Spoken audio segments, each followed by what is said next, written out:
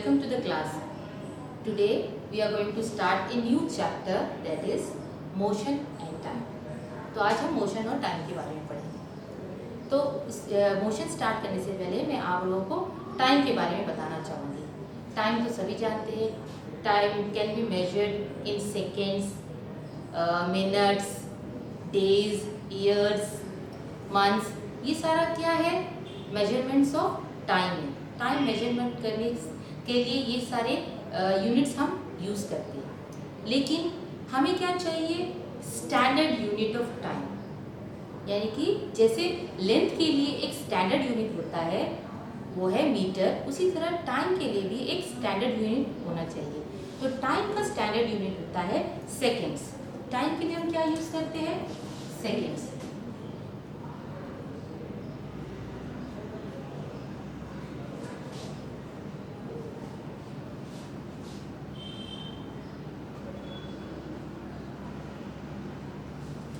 ऐसा यूनिट क्या है? ऐसा unit is standard unit. Standard unit को हम कैसे डिस्क्राइब करेंगे? It is the known quantity with which we can compare और find out the unknown quantities. जैसे कि सपोज एक सेकेंड हमने टाइम ले लिया, एक सेकेंड्स में बार बार अगर ये रिपीट हो रहा है 10 टाइम्स तो वो 10 सेकेंड्स हो जाएगा।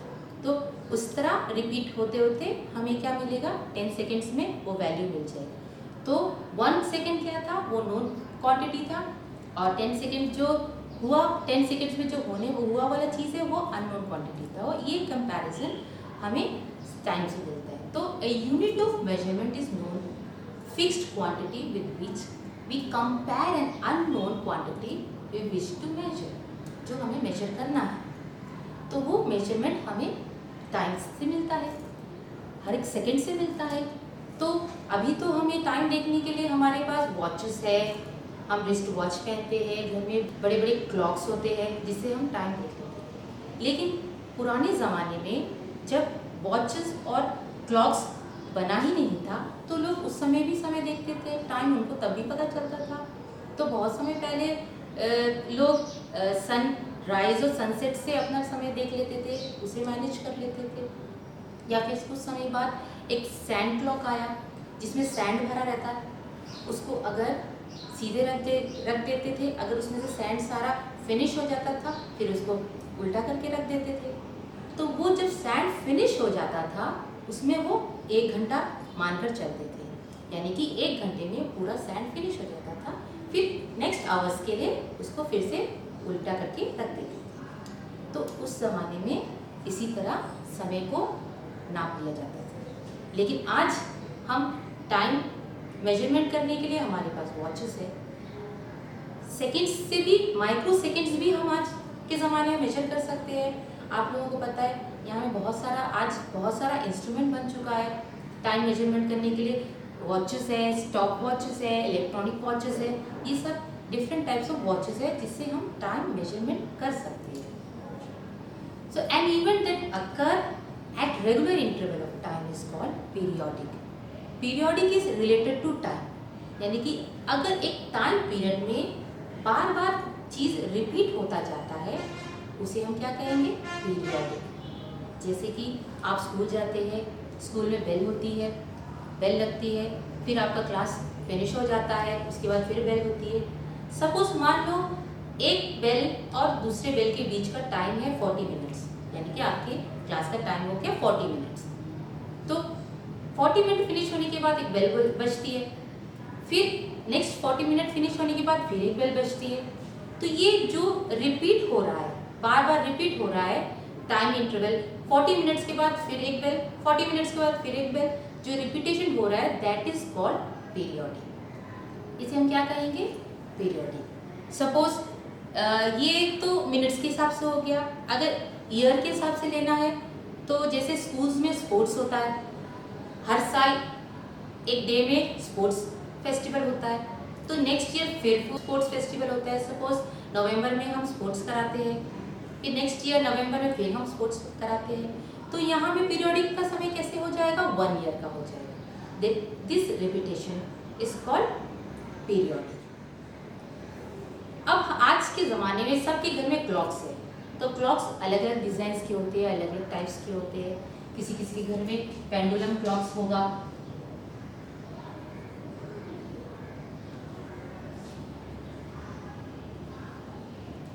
पेंडुलम क्लॉक्स क्या है? पेंडुलम क्लॉक्स में एक पेंडुलम अटैच होता है, ओके। ये क्या है? It is a pendulum, it has a weight which is attached at the top. एक पॉइंट में वो अटैच होता है, नीचे एक वेट होता है जो मूव करता रहता है, okay. A pendulum is a weight hung from fixed point in such a way that it can swing, वो स्विंग कर सके।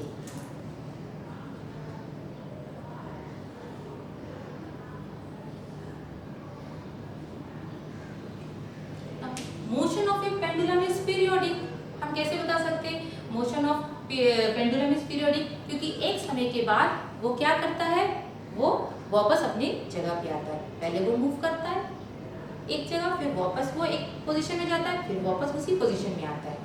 तो इस तरह पेंडुलम का जो मूवमेंट है दैट इज पीरियोडिक। इस swing pendulum takes a fixed time to complete an oscillation, यानी कि जब एक पेंडुलम एक पोजीशन से मूव होके दूसरा पोजीशन में जाता है, फिर वापस से उसी पोजीशन में आता है, that is called one oscillation.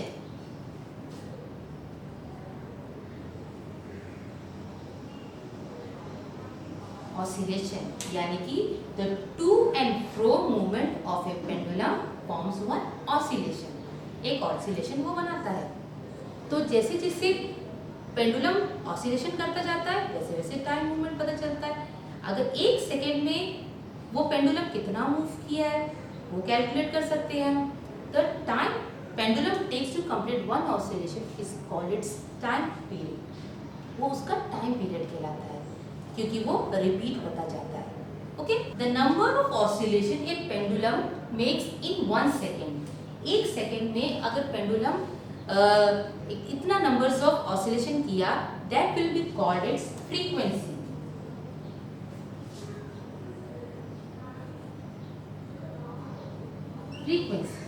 Frequency का मतलब कोई भी चीज फ्रीक्वेंटली होना, बार बार होना, दैट इज कॉल्ड फ्रीक्वेंसी। तो 1 सेकेंड में पेंडुलम अगर 5 टाइम्स ऑसिलेट करता है तो उसकी फ्रीक्वेंसी हो जाएगी 5। So frequency and time are related to each other. Suppose frequently अगर जैसे कुछ लोग सुबह सुबह जॉगिंग के लिए जाते हैं, रोज सुबह जॉगिंग के लिए जाते हैं, नेक्स्ट डे भी जॉगिंग के लिए जाते हैं, डेली उनका आदत होता है सुबह सुबह जॉगिंग करना, तो उनकी जो जॉगिंग की फ्रीक्वेंसी होगी वो बहुत हाई होगी क्योंकि वो डेली जॉगिंग करते हैं। कुछ लोग जो है कभी कभार संडे के दिन निकल जाते हैं जॉगिंग के लिए, कभी मन हुआ तो घर में रेस्ट करते, फिर कभी कभी जाते, तो उनकी जो जॉगिंग फ्रीक्वेंसी होगी वो कम होगी। तो जो फ्रीक्वेंटली होता रहेगा उसमें फ्रीक्वेंसी हाई हो जाता है, और वो जो कभी कभी होता है तब फ्रीक्वेंसी लो हो जाता है।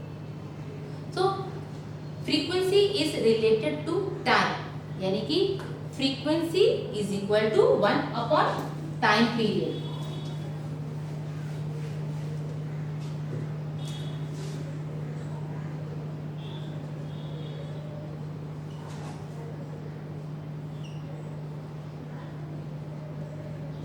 Frequency is equal to 1 upon time period. Okay, so frequency is related to time. Frequency को हम कैसे लिखते हैं? with small f. टाइम के लिए हम क्या यूज करते हैं? t. So frequency is equal to 1 upon time period. तो यूनिट ऑफ टाइम तो हमें पता है, यूनिट ऑफ टाइम क्या है? Unit of time is the second. वो सेकेंड सिंबल्स के लिए हम यूज करते हैं एस। ये तो हो गया पेंडुलम क्लॉक का। आप लोगों को समझ में भी आ गया होगा फ्रीक्वेंसी और टाइम कैसे रिलेटेड है और कैसे एक पेंडुलम एक ऑसिलेशन कंप्लीट करता है टू और फ्रो मूवमेंट से। फिर उसके बाद टाइम मेजरमेंट का डिफरेंट मेथड्स होता है। How can we measure time? Time को मेजर करने के लिए हमारे पास बहुत सारे इंस्ट्रूमेंट होते हैं, और स्टैंडर्ड यूनिट ऑफ टाइम जो है सेकेंड्स। तो यहाँ तक हम जान लिए हैं कि मेजरमेंट ऑफ टाइम जो स्टैंडर्ड यूनिट होता है वो सेकेंड है, ऑसिलेशन क्या होता है और फ्रीक्वेंसी और टाइम आपस में कैसे रिलेटेड है। अब हम देखते हैं time interval, measuring time interval, कैसे हम टाइम इंटरवल को मेजर कर सकते हैं। जैसे पहले तो समय देखने के लिए बहुत मुश्किल होता था, टाइम पता नहीं चलता था एग्जैक्टली, लेकिन आज के ज़माने में हम टाइम को मेजर करने के लिए हमारे पास वॉचेस है, जिससे कि हम आवर्स पता चल सकता है, हमें मिनट्स पता चल सकता है, सेकंड्स, एक सेकंड्स में क्या काम हो रहा है वो भी पता कर सकते हैं, और माइक्रो सेकंड्स भी पता लगा सकते हैं, जिससे जो है mechanical clocks and watches are used in this purpose. Stop watch हो गया, स्टॉप क्लॉक्स हो गया, इलेक्ट्रॉनिक स्टॉप वॉचेस है, these are used for measuring time interval. ये टाइम इंटरवल कहाँ यूज होता है? साइंटिफिक एक्सपेरिमेंट्स में होता है या स्पोर्ट्स में होता है। जैसे कि अगर कोई रेस हो रहा है, 100 मीटर रेस, 200 मीटर रेस हो रहा है, तो 100 मीटर रेस या 200 मीटर रेस जब होता है तो आपने देखा होगा कि कोच के हाथ में एक वॉच होता है जिसके ऊपर में एक पॉइंट होता है। तो जब विनर मार्जिन रेस एंड करता है, जब जीतने की पोजीशन में आ जाता है, जैसे ही वो लाइन क्रॉस करता है उसी समय वो बटन को दबा देता है। जब बटन दबता है तो उसी समय वॉच रुक जाता है, वो उससे टाइम एग्जैक्टली पता चल जाता है कि कितनी सेकेंड्स में ये पर्सन ये रेस कंप्लीट किया है। तो वो एग्जैक्टली माइक्रो सेकेंड्स में मेजरमेंट बताता है। तो these are the different types of watches. So time के बारे में हमने क्या क्या जाना? Time can be measured in seconds, time का स्टैंडर्ड यूनिट है सेकेंड्स। और फिर जब एक ही चीज़ बार बार रिपीट होती है एक पर्टिकुलर टाइम इंटरवल में, उसे हम कहते हैं पीरियोडिक। पेंडुलम क्लॉक के बारे में जाना, पेंडुलम क्या होता है, ऑसिलेशन क्या होता है। One two and fro movement of a pendulum is called oscillation. 1 second में जितना ऑसिलेशन पेंडुलम करता है वो उसकी फ्रीक्वेंसी होती है, and frequency is equal to 1 upon time interval. तो फ्रीक्वेंसी और टाइम इंटरवल आपस में एक दूसरे से रिलेटेड है। तो दैट्स ऑल फॉर टाइम। ये हो गया टाइम के बारे में। अब हम जानते हैं मोशन क्या है। Motion is nothing, a body is said to be in motion या is being in motion if its position changes with time. अगर टाइम थोड़े देर समय में अगर एक पोजीशन चेंज हो रहा है, तो उसे हम क्या कहेंगे? मोशन। अगर मैं यहाँ खड़ी हूँ, 5 मिनट से ऐसे खड़ी हूँ, कोई मूवमेंट नहीं है, सिर्फ बोल रही हूँ, टाइम हो रहा है लेकिन कोई मूवमेंट नहीं है, तो this will not be taken as motion, इसमें कोई मोशन नहीं होगा। अगर एक बॉडी एक जगह से दूसरी जगह मूव हो रहा है तभी हम कह सकते हैं the body is in motion. The speed of moving motion, the body is the distance it travel in unit time. तो स्पीड क्या हो गया? Speed of moving the body in the distance it travel in unit time. यानी कि अगर एक unit time में एक बॉडी कुछ डिस्टेंस जा रहा है तो that will be called its speed. Distance is measured in metre. Distance को हम मीटर में मेजरमेंट करते हैं। यानी कि अगर हम यहाँ से, अगर मैं सपोज कहीं मैं जा रही हूँ और मैं 10 सेकेंड में 100 मीटर चल रही हूँ, उसके बाद फिर और 10 मिनट्स में मैं 100 मीटर चल रही हूँ, तो 200 मीटर मैंने क्रॉस कर लिया। तो ये होगा डिस्टेंस, यानी कि 200 मीटर डिस्टेंस मैंने कवर किया है। तो और मेरी स्पीड कितनी है? स्पीड कैसे पता चलेगी? स्पीड पता करने के लिए we have to compare distance with time. So if the speed of a body moving along a straight line remains constant or does not changes with time is called uniform motion.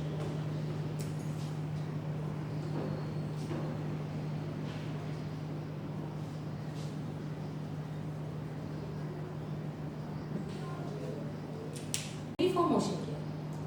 If the speed of a body moving along a straight line, अब एक movement हो रहा है एक straight line में एक body का in a fixed time and a fixed distance.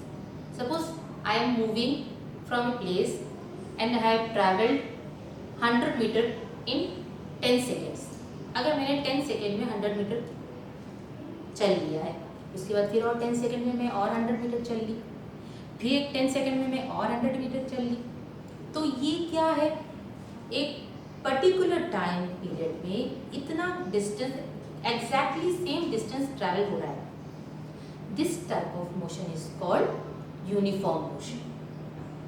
तो फिर अगर मैं 10 मिनट्स में 100 मीटर चली, उसके बाद मैं थक गई, थकने के बाद मैं थोड़ा रेस्ट कर ली, उसके बाद फिर 10 मिनट्स में मैं 50 मीटर ही चली, उसके बाद फिर और टायर्ड हो गई, उसके बाद 10 मिनट्स में मैं और 20 मीटर्स ही चली. तो ये जो डिस्टेंस ट्रैवल हो रहा है इसमें चेंजेस है. इनिशियल डिस्टेंस क्या था 100 मीटर, फिर उसके बाद 50 मीटर्स हो गया, फिर उसके बाद 10-20 मीटर्स हो गया. सो ये changes, this is called as non uniform motion. So if the body changes its direction of motion और its speed changes with time, it is no longer in uniform motion. तब वो उसको uniform motion नहीं कहेंगे, उसे क्या कहेंगे, non uniform motion.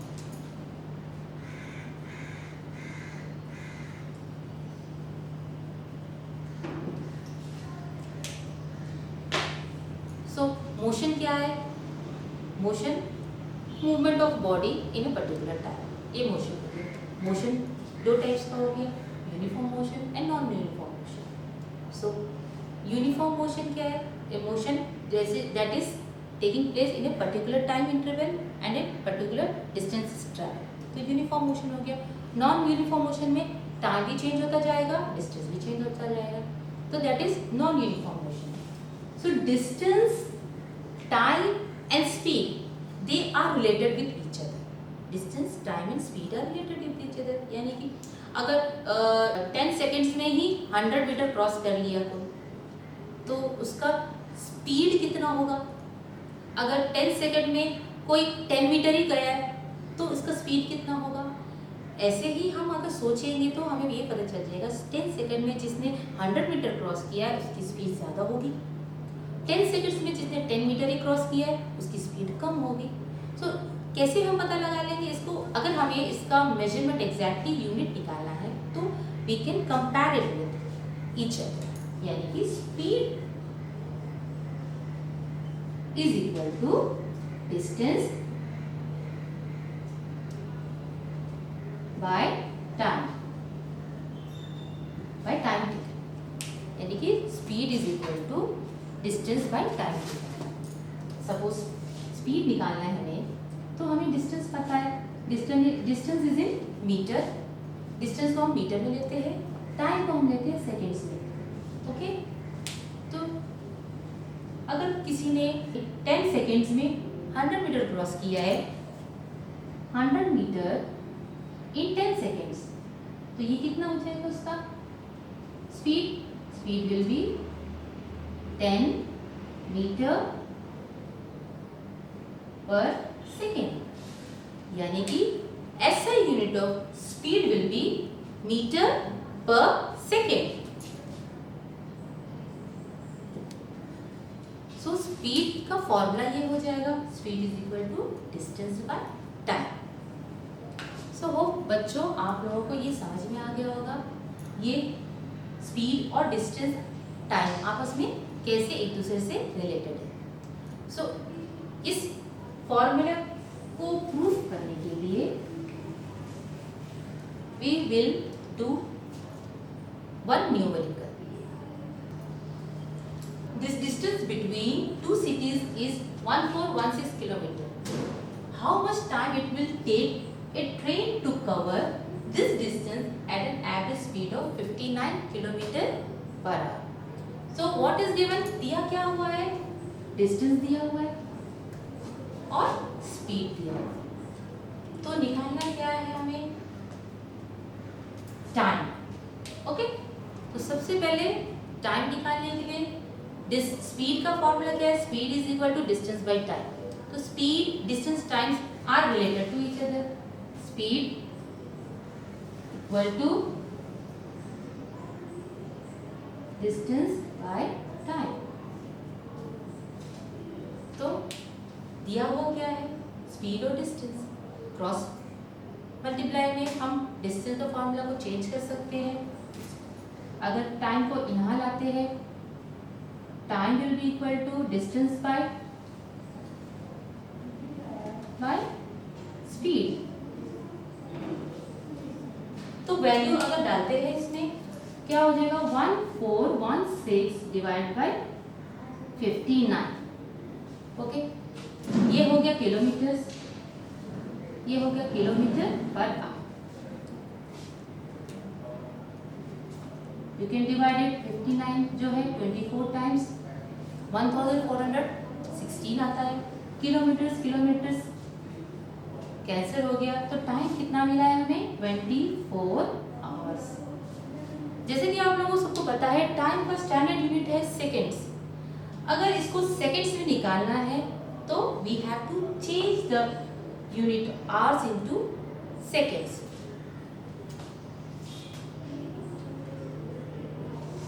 One hours consist of how many minutes, 60 minutes. ये तो आप लोगों को सबको पता है। 1 hours is equal to 60 minutes or each minute consists of 60 seconds. So if we want to change hours into second, we have to multiply 60 into 60 seconds. That will be equal to 3600 seconds.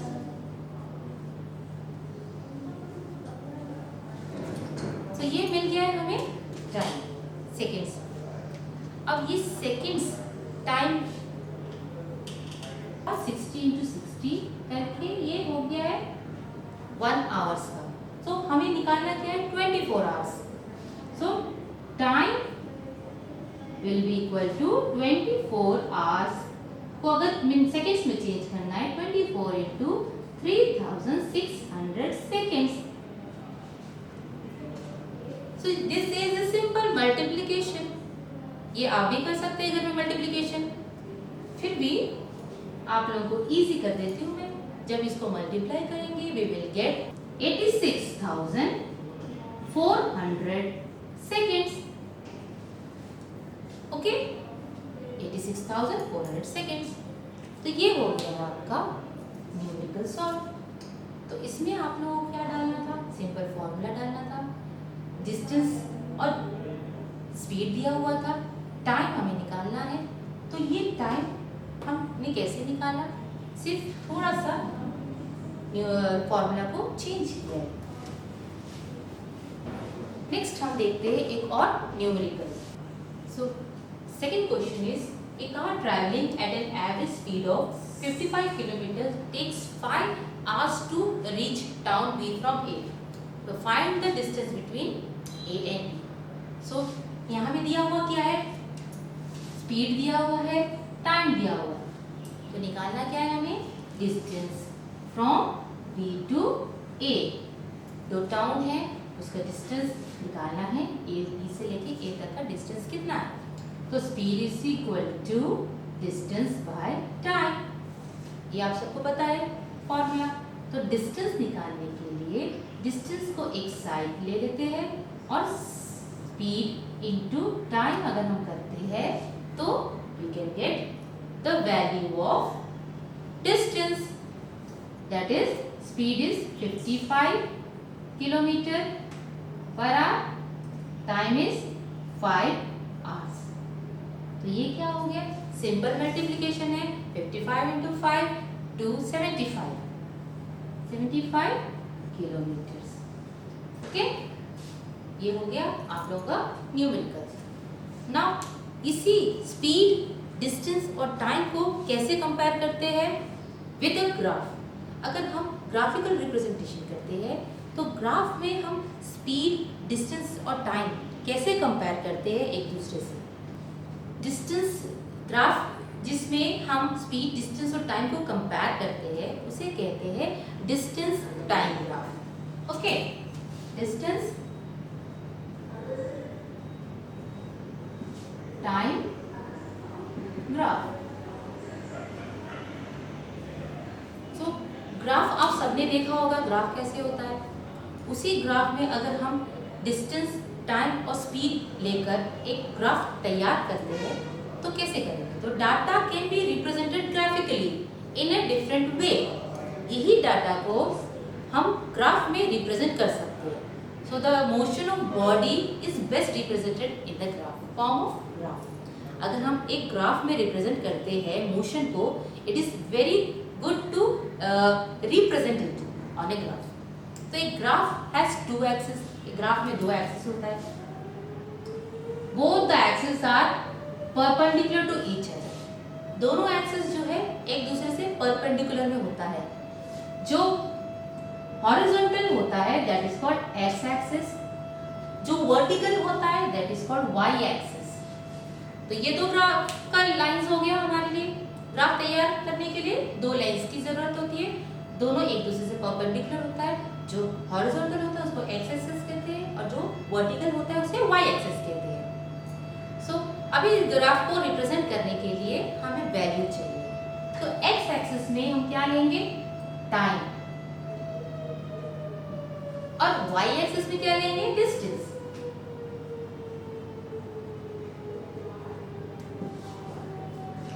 So in the distance time graph, horizontal line represents the time axis and vertical line represents the distance axis.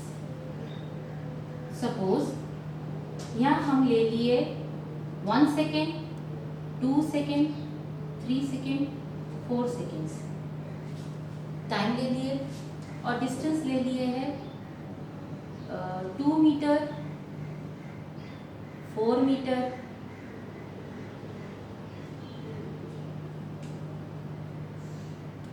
6, 8। So suppose हमें speed निकालना है तो हम start कहाँ से करेंगे? हम इस पॉइंट से स्टार्ट करेंगे जो कि 0 है। यहाँ पर टाइम भी 0 है, डिस्टेंस भी 0 है। सो अगर 1 सेकेंड में कोई मूवमेंट या कोई ऑब्जेक्ट मूव हो रहा है 2 मीटर तक, तो उसका कहाँ आ जाएगा? पॉइंट यहाँ पर। 2 सेकेंड्स में अगर 4 मीटर जा रहा है तो उसका यहाँ आ जाएगा। फिर 3 सेकेंड्स में 6 मीटर जा रहा है तो यहाँ आ जाएगा। 4 सेकेंड्स में 8 मीटर जा रहा है तो यहाँ आ जाएगा। जब हम इस पॉइंट को जोड़ते हैं तो एक ग्राफ तैयार होता है,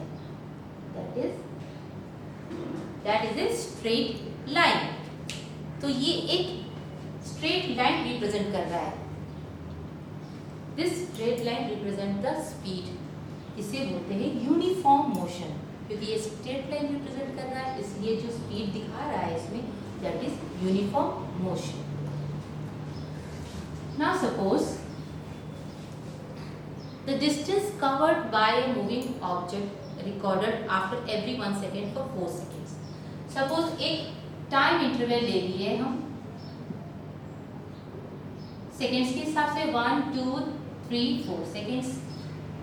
the data is given in the table बन रहा है। okay, how would you represent it graphically and find the speed of the body from the graph? distance और time दिया हुआ है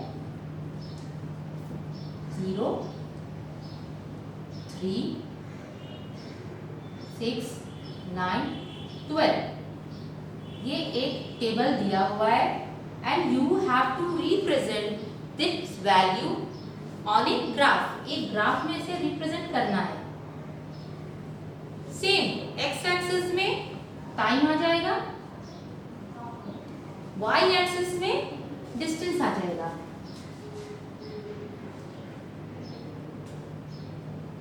distance in metre, time in second. Okay, this is X axis, this is Y axis.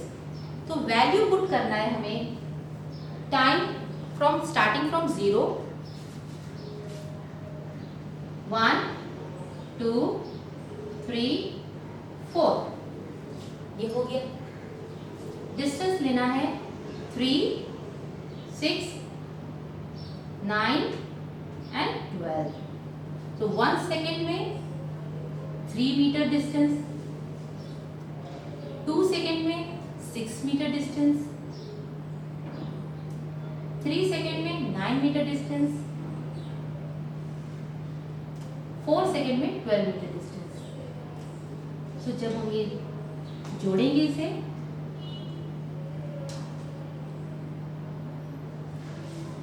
जोड़ेंगे तो हमें क्या मिलेगा, uniform motion of a graph, ये मिल गया। अब इसमें हमें क्या करना है, सपोज फॉर्मूला में तो डायरेक्ट दिया हुआ है, क्वेश्चन में आप लोगों को स्पीड दिया रहेगा या डिस्टेंस दिया रहेगा, आप लोगों को टाइम निकालना है, या स्पीड और टाइम दिया हुआ डिस्टेंस निकालना है। सपोज ग्राफ में आप लोगों को डिस्टेंस और टाइम दिया है और आप लोगों को स्पीड निकालना है। ये एक यूनिफॉर्म मोशन का ग्राफ है। यूनिफॉर्म मोशन कैसे होगा, time is given, speed is equal to distance by time. Distance 3 meter है, 3 time 1, that is equal to 3 meter per second. हो गया। Next is 6 meter. नेक्स्ट वाला वैल्यू क्या लेंगे, distance is 6 meter and time is 2 seconds. 2 seconds that is equal to 3 meter per second. Again third position में distance is 9 meter and time is 3 seconds. 9 meter 3 seconds, that is equal to 3 meter per second. ये क्या show कर रहा है, this shows that the graph is in uniform motion, यानी कि graph में जो हमें स्ट्रेट लाइन मिला है, दैट शो कर रहा है कि जो मोशन है that is in uniform motion. So the distance time graph of a body is uniform motion is always a straight line. अगर डिस्टेंस टाइम ग्राफ बना रहे हैं यूनिफॉर्म मोशन का, तो ग्राफ जो है हमेशा एक स्ट्रेट लाइन है। सो बच्चों, आज हमने क्या सीखा, आज हमने मोशन और टाइम के बारे में जाना। सबसे पहले time, measurement of time, time is measured in seconds, distance is measured in meter. इसके बाद पेंडुलम, पेंडुलम कैसे वर्क करता है, how does a pendulum oscillate, and 1 second में जितना ऑसिलेशन होता है वो उसकी फ्रीक्वेंसी होती है। So the frequency is equal to 1/टाइम period. Frequency and time are related to each other, ये हमने देखा। फिर हमने देखा मोशन के बारे में। मोशन क्या है, movement of a body in a particular time. एक टाइम में एक बॉडी अगर मूव हो रहा है एक प्लेस से दूसरा प्लेस तक, that means that body is in motion. Motion can be uniform motion और non uniform motion. Uniform motion that means एक पर्टिकुलर टाइम में एक पर्टिकुलर डिस्टेंस ट्रैवल करता है कोई ऑब्जेक्ट, तो that will B it's uniform motion. अगर distance change हो रहा है या टाइम चेंज हो रहा है, that means it is in non uniform motion. फिर हमने देखा स्पीड्स के बारे में, तो डिस्टेंस कितना ट्रैवल हो रहा है कितनी टाइम में, that will give the speed of that object, that is speed is equal to distance by time. Distance, speed और टाइम में से अगर कोई भी 2 वैल्यू दिया रहेगा तो थर्ड वैल्यू हम निकाल सकते हैं। स्पीड और डिस्टेंस दिया रहेगा तो टाइम निकल जाएगा, डिस्टेंस टाइम दिया रहेगा तो स्पीड निकल जाएगा, स्पीड और टाइम दिया होगा तो डिस्टेंस भी निकल जाएगा। तो इस वैल्यू को हम ग्राफ में भी रिप्रेजेंट कर सकते हैं।